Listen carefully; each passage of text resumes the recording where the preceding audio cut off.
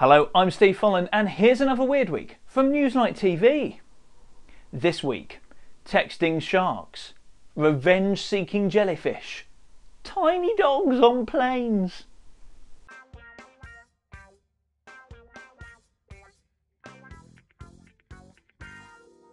We start though with a trainee hypnotist who accidentally put himself into a 5-hour trance after he practiced in front of a mirror.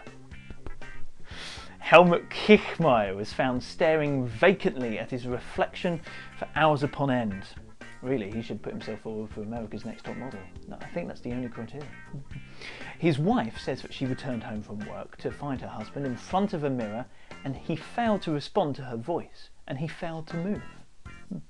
Oh yeah, in a trance. That's genius, isn't it? What a good excuse. Next time I'm sitting on the sofa and I don't want to put the rubbish out.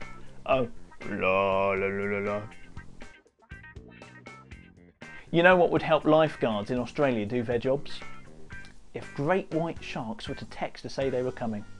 You know, oh, a bit like when we're driving home. Honey, put the kettle on. You know, honey, get those swimmers in the water. Well, soon they will, because researchers have been, no, genuinely, researchers have been out there electronically tagging the man-eating predators with GPS units, which will constantly monitor their movements. The idea is, rather cleverly, if the sharks get too close to the beach, the satellite receiver up there, taking a look at them, sends an automatic email or text to wildlife officials and lifeguards. Don't know what it will say, maybe "we're coming, lol." So yeah, it's good, isn't it? Genuinely. In fact, there's a few which they haven't tagged, so you know, there's still the random act of nature out there, but not a bad idea. All I hope is that maybe a similar warning system can be set up if a man is approaching me in speedos. It sends a text, "Don't look now." Yeah. But of course, nobody will actually be brave enough to put the tags on in the first place. A daredevil driver has set a new world record distance for jumping in a rally car, reaching a massive 269 feet. This is Travis Pastrana, drove his Subaru rally car from a ramp on a pier in Long Beach in California onto a barge anchored in the harbour. He had to reach exactly 91 miles per hour at the end of the ramp to make the jump, and then landed at the other side doing a classy little skid at the same time, pulling his car sideways. Hate show-offs, don't you? Great thing is, of course, now he's on a barge. How's he going to get the run up to come back? Now, do you remember the winner of the so-called best job in the world? Do you remember this from last year? You know, ooh, look at me, my name's Ben. I get paid 75 grand to go swimming with fishes and stuff off the Barrier Reef. I live on my own remote island. None of us were jealous, it was fine. Yeah, well, he got stung by a potentially deadly jellyfish whilst jet skiing. Now, no laughing.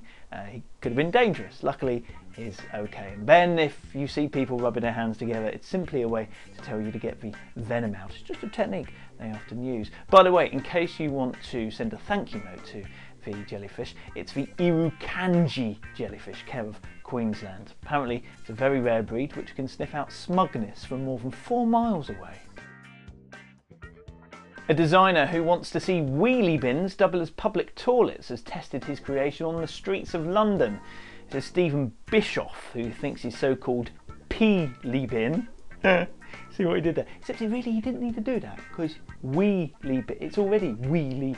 Anyway, the peelie bin could be the solution to the growing problem of public urination in city centre streets. So it's kind of like a normal bin, but has a funnel on one side which carries liquid to the base where it's converted into biofertiliser. Right, I don't even want to know what the brown bin's for. Chihuahuas are being airlifted out of California after celebrities like Paris Hilton caused an overpopulation of the tiny dogs. We should clarify, she hasn't been breeding with tiny dogs. It's not like, But the thing is, you see, lots of people were emulating their celebrities. It's like, oh, look at them, they've got a tiny dog in their handbag. What a good idea, because then it can keep my car keys warm. So everybody went out and bought little chihuahuas. Now there's too many of them. They realised they were a bit rubbish. They're giving them to kennels. The kennels have got lots of chihuahuas running about. At least they're small. But on the other side of the States, they can't get enough chihuahuas. They can't. There's not enough. Oh, you got a chihuahua? No, we're fresh out. We're expecting some more in about 6 months' time. So what are they doing? They're airlifting them out of California and into New York. Genuinely airlifting them. There's some pictures. Cute, aren't they? Dogs on planes. Yeah, I very much doubt they asked for the extra leg room, but you never know. A singer who suffered a 3-year bout of hiccups has finally been cured. Chris Sands got hiccups once every 2 seconds. Imagine that. He'd tried everything to get rid of them, from acupuncture to drinking vinegar. Unable to sleep for more than a few minutes at a time, unable to work, and with trouble eating, doctors were baffled as to what to do. It was only when filming a Japanese documentary that a tumour was found on his brainstem. Once removed, he was cured. I know, it's a little bit, don't go doing this yourself, you know, like when you're pub, Dave, I've got hiccups. Now, you know what, let me have a look at your brain.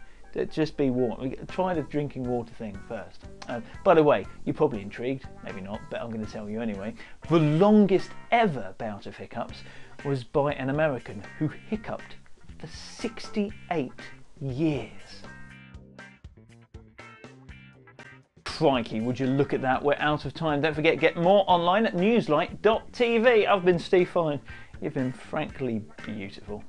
Don't start this again. Can you have a look?